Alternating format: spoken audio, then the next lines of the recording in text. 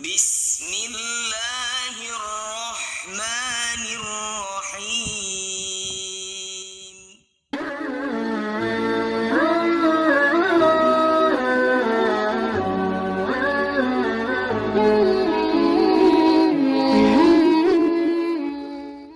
Assalamualaikum warahmatullahi wabarakatuh. Alhamdulillahi rabbil alamin.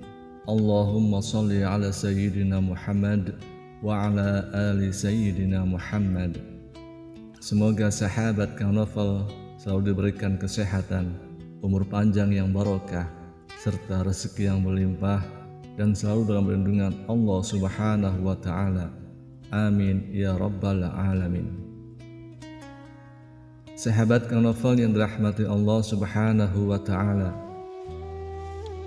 tak ada kebahagiaan yang paling diimpikan oleh manusia selain dicintai oleh penciptanya, Allah Subhanahu wa ta'ala. Berbagai cara dan upaya kita lakukan supaya bisa mendapatkan ridho dari Allah Subhanahu wa ta'ala, baik itu dalam ibadah, aktivitas, bahkan dalam hendak tidur pun kita selalu ingin mencari ridho Allah Subhanahu wa ta'ala. Hal tersebut kita lakukan semata-mata untuk bisa mendapatkan perhatian dari Sang Khalik. Karena keutamaan ketika kita dicintai Allah Subhanahu wa ta'ala, insya Allah kita akan mendapat kenikmatan di dunia, terlebih lagi kenikmatan di akhirat. Rasulullah SAW pernah bersabda, apabila Allah mencintai seorang hamba, maka dia menyeru Jibril, sesungguhnya Allah mencintai fulan, maka cintailah ia. Maka Jibril pun mencintainya. Lalu Jibril menyeru penduduk langit, sesungguhnya Allah mencintai si fulan, maka cintailah ia. Maka penduduk langit pun mencintainya. Setelah itu kecintaannya diteruskan kepada penduduk bumi. Hadis riwayat Bukhari. Sahabat Kang Novel yang dirahmati Allah Subhanahu wa ta'ala, lalu apa ciri-cirinya kalau kita disayang Allah? Yang pertama adalah dibukanya pintu amal soleh sebelum kematian. Rasulullah SAW pernah bersabda, apabila Allah menginginkan kebaikan kepada seorang hamba, Allah akan jadikan dia beramal. Dikatakan, apakah dijadikan beramal itu? Beliau bersabda, Allah bukakan untuknya amalan soleh sebelum meninggalnya, sehingga orang-orang yang berada di sekitarnya ridho kepadanya. Hadis riwayat Ahmad dan Al-Hakim. Dari hadis tersebut sudah jelas dikatakan bahwa jika Allah menghendaki kebaikan pada hambanya, maka Allah akan menjadikan hamba tersebut beramal soleh sebelum wafatnya, dan menjadikan hamba tersebut senantiasa bertaubat kepada Allah Subhanahu wa ta'ala atas segala kesalahannya dalam setiap nafasnya.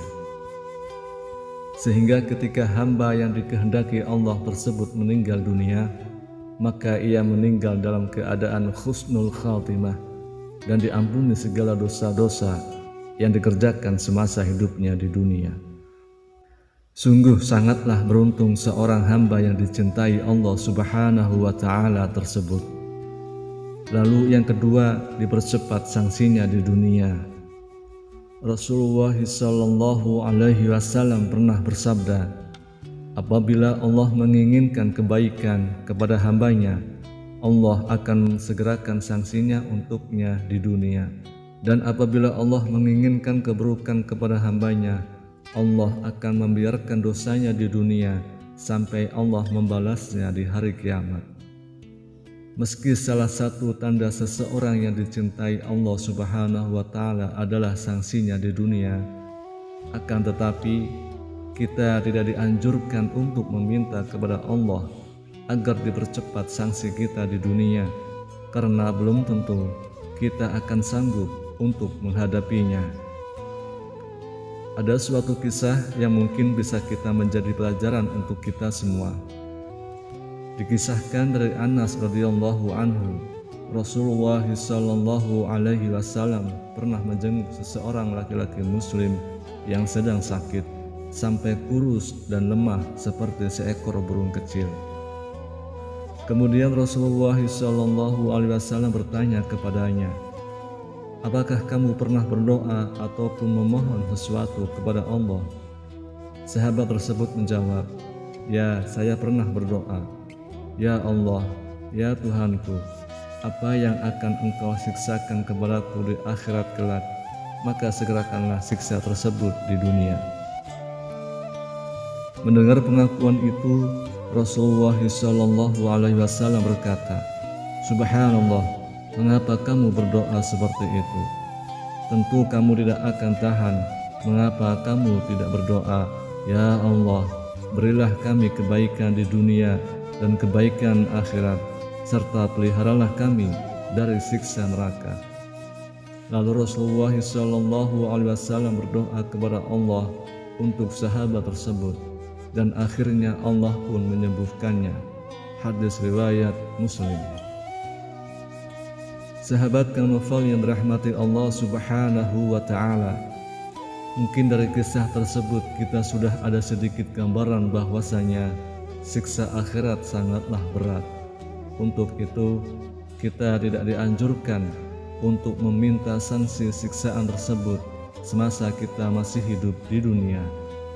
Akan tetapi, kita sangat dianjurkan untuk terus dan selalu berdoa, memohon ampunan kepada Allah Subhanahu wa Ta'ala agar diberikan kebaikan di dunia maupun kebaikan di akhirat.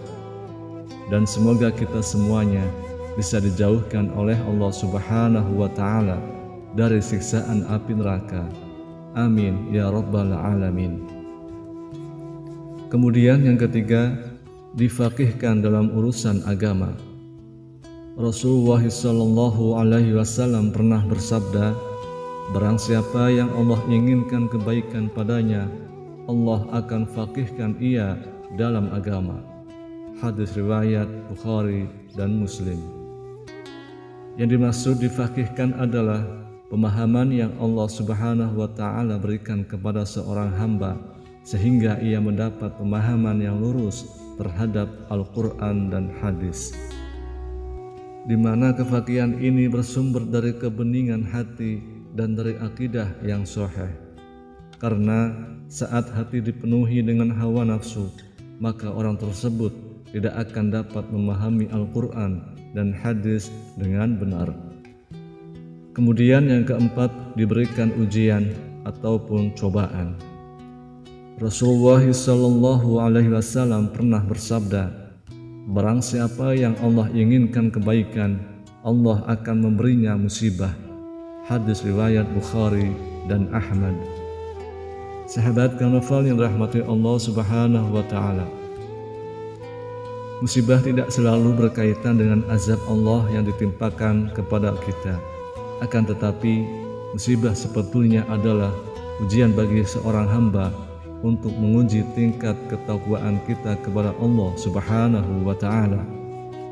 Rasulullah Shallallahu Alaihi Wasallam pernah bersabda, "Setiap cobaan yang dihadapi umatnya itu untuk menggugurkan dosa dan mengangkat derajatnya." Begitu juga dalam Quran surah At-Taghabun ayat 11. Allah Subhanahu wa Ta'ala berfirman, "Tidak ada suatu musibah pun yang menimpa seseorang kecuali dengan izin Allah. Dan barang siapa yang beriman kepada Allah, niscaya dia akan memberi petunjuk kepada hatinya, dan Allah Maha mengetahui segala sesuatu." Dalam ayat tersebut sudah jelas dikatakan bahwa semua ujian datangnya dari Allah Subhanahu wa Ta'ala.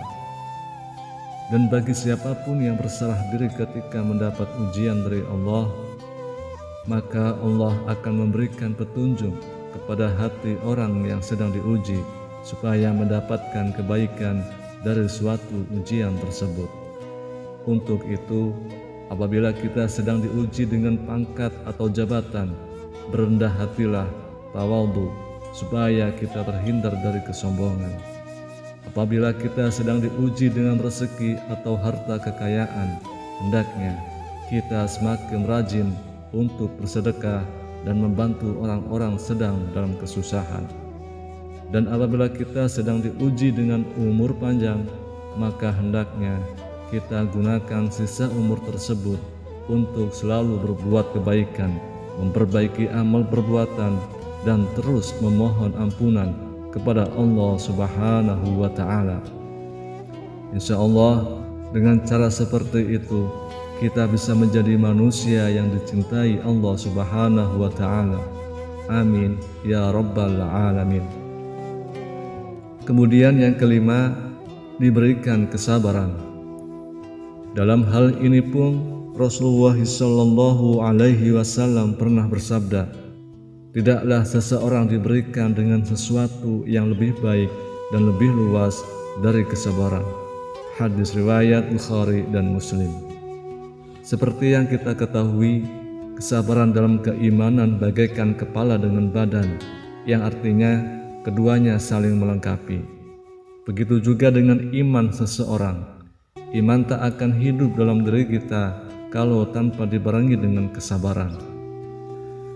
Dan untuk menjalankan perintah Allah dan menjauhi setiap larangannya, iman dan kesabaran sangatlah diperlukan.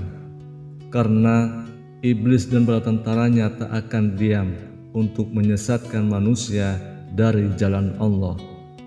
Untuk itu, mari kita semuanya berdoa, semoga kita semuanya bisa menjadi salah satu di antara hamba-hamba yang dicintai Allah Subhanahu wa Ta'ala.